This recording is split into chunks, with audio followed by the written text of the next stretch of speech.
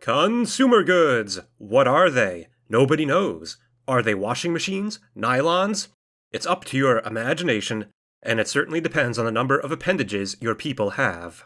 Today, we will be looking at consumer goods, the purpose they serve, and more importantly, the cost and methods of producing them. Now first, a quick rundown of what consumer goods are. For non-Gestalt consciousness empires, each population unit requires some amount of consumer goods, depending upon their strata and living conditions. It could be as little as 0.1 for a worker in a stratified economy, or as high as 0.4 for a worker living under the glorious shared burden, and typically, specialists and rulers have a higher consumer good requirement. There are three ways to acquire consumer goods. The typical approach is to build a civilian industry which will employ artisans to turn minerals into consumer goods. Another approach is to use the consumer benefit trade policy, which allows you to turn your trade value into consumer goods at a rate of 1 trade value for 0.5 energy and 0.25 consumer goods. Or you could buy them directly from the market, if the price is low enough or you have a huge energy surplus. This could be a great way to build a large consumer goods stockpile.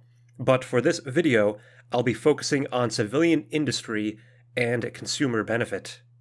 Of these two methods, which is better? The answer is neither. They're both great, and I recommend both. Now why? Well, for starters, I see no reason to not use consumer benefit. Sure, you may be losing on 1/2 energy per trade value, but you are gaining 0.25 consumer goods. For every consumer good you generate from trade, that is one less you need from your artisans, so you can free up pops to do other work. And furthermore, there is a chance that 0.25 consumer goods is worth more than 1/2 energy if you sell it on the market. If the sell price of consumer goods is 2 energy, then you can sell those 0.25 consumer goods for 1/2 energy, so you are doing just as good as wealth creation, and you may even get to do better. You will never generate enough consumer goods from trade alone to satisfy your population, so of course you are still going to need some amount of civilian industries and artisans. Okay, so now we're at the point in the video where we will dive a bit deeper into the numbers. I created a spreadsheet to help me out here. This will compare clerks and artisans. Why clerks? Well, because they produce 2 trade value, which, using the aforementioned consumer benefit, essentially means each clerk will produce 1 energy and 0.5 consumer goods. So pops have jobs and they produce output, but that output isn't free. You must consume the resources required to upkeep the pop and the resources required to run the job. Here, all pops require food and consumer goods. I'm assuming nutritional plenitude is active, so all pops consume 1.15 food. Consumer good consumption is a bit more tricky, as that depends on the job and living conditions. A stratified clerk only consumes 0.1 good, while a stratified artisan consumes 0.5 goods. And right now, you can already see the clerk job is strongly influenced by living conditions. Having clerks is far more expensive under shared burden or decent conditions. I'm currently ignoring the cost of maintaining the building that provides the job. The clerk produces 1 energy and 0.5 consumer goods. The artisan produces 0 energy and 6 consumer goods. Now we can calculate the cost of each consumer good by adding the pop upkeep to the job upkeep and get a number. To calculate the value of these inputs, I'm using the market sell price of the resources, so these numbers will actually fluctuate depending on the market.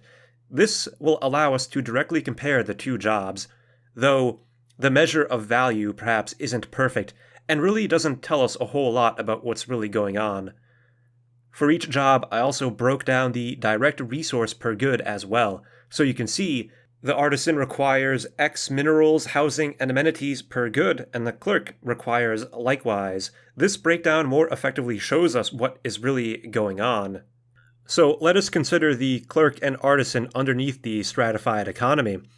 Now, for every consumer good that the clerk produces, it's going to require 0.34 energy worth of inputs, which accounts for just the value of the food and 0.1 consumer goods, whereas the artisan will require 1.73 energy per consumer good produced, which makes sense because the artisan is consuming more consumer goods and also requires minerals, which have their own value. Now, if we look at the amenity, housing, and mineral cost, we can see something a bit different because obviously a clerk consumes one housing and only produces 0.5 consumer goods. So you need a lot more clerks to match the output of artisans. And this is one of the main reasons why most of your consumer goods will be coming from artisans, though getting all your consumer goods from trade value would be an interesting challenge. And it might be doable because trade value comes from more places other than just clerks, as you can find trade value in space, and merchants can produce a hefty amount of trade value as well. Though things get worse for the clerk under any other economic system. A clerk under shared burden, for example, consumes 0.4 consumer goods, just like the artisan. So as we can see, the cost per good produced by a clerk is 1.78, whereas the cost per good produced by the artisan under shared burden is only 1.53. Now remember, if you're using the shared burden civic, you must be using fanatic egalitarianism. So that means all specialists have a plus 10% bonus output. So the artisan underneath shared burden effectively produces 6.6 consumer goods, making them extremely efficient at consumer good production. Shared burden also adds plus 5% to planetary stability, which has its own knock-on output bonus effect, which I haven't even accounted for. But that would also affect the clerk by increasing trade value of the planet as well. Underneath decent conditions, which most empires will probably be using, things are much the same. Of course, you could be using fanatic egalitarianism and decent conditions, so your artisans would have that bonus output, but I have not considered that. So again, under decent conditions, the clerk requires so much more energy to produce a consumer good than under the stratified system. And of course, obviously, housing, amenity, that all remains constant for the clerk.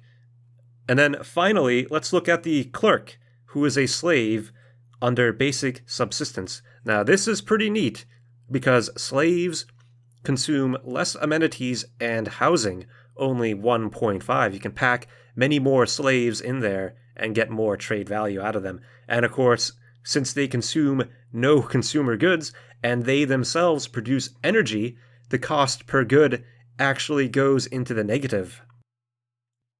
My main takeaway from all this is that although clerks under the stratified economy are extremely cheap to maintain, they aren't very dense. To get the same amount of output as a single artisan would require 12 clerks, which will require more housing and amenities, though it is worth mentioning that clerks themselves produce 2 amenities, so it is a net gain. The housing cost is a bit of a concern, though. It is because of this that I don't think it is practical to produce all your consumer goods solely with trade and consumer benefit, though you can get quite a large chunk. In some cases, the consumer goods the clerk produce is just enough to maintain the clerk themselves. The clerk essentially does nothing but maintain its own existence, contributing nothing to the world, just a body that takes up space. There is no place in the world for this pop, so they are given a clerk job to occupy themselves with some meaningless, mundane task until they die. Depression and sadness aside, consumer benefit is more than worthwhile to supplement your consumer good production. There is no need to spam clerks unless you feel like it. I admit it can be fun creating city worlds with ridiculous amounts of trade value, but you will always have some clerks and some trade value, and I think you can get a lot of mileage out of consumer benefit. And indeed, consumer benefit in the early game can allow your consumer good production to increase gradually with your population. If you rely only on civilian industries, chances are you will have a massive surplus of consumer goods until you don't. Then you need to find a building slot to build a new civilian industry, which may not be available for some time, especially if you're trying to specialize your planets. One question I'm left with, is it better to have unemployed pops under academic privilege or shared burden than it is to have clerks? But that is perhaps a video for another time. On a final note, I imagine the usage of wealth creation or consumer benefit is going to be largely personal preference, so let me know down in the comments what your preferred method is for dealing with the consumer good problem in Stellaris. Thank you so much for watching. Hit that thumbs up and subscribe to see more videos like this one.